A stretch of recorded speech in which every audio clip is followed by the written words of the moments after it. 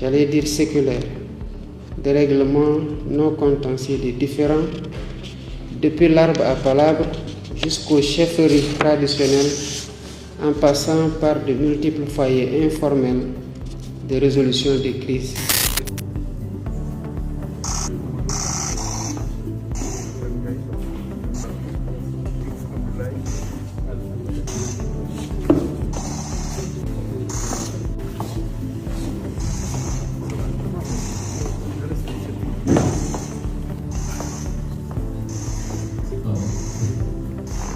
Médiateur de la République, institution singulière, incarnée par une autorité indépendante qui, outre sa mission d'intercession en faveur du citoyen et de l'entreprise, dispose de pouvoirs de proposition, de recommandation, de suggestion et d'investigation.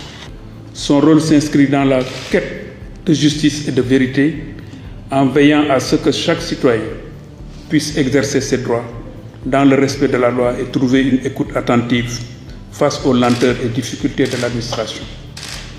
Ce rapport que j'ai l'honneur de vous présenter, Monsieur le Président de la République, témoigne des préoccupations et des attentes de nos concitoyens, des défis rencontrés et des avancées réalisées tout au long de la période écoulée.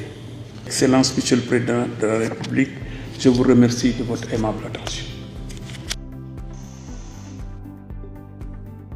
Personnellement, je peux en témoigner parce que mon père était chef de village, comme le fut son père.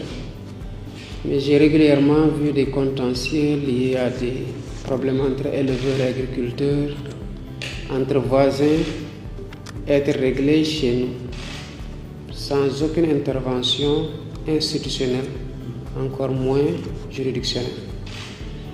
C'est dans cet esprit donc que moi-même j'ai demandé l'organisation d'un dialogue annuel portant sur les questions fondamentales de notre vivre ensemble. Prenons attentivement vos recommandations.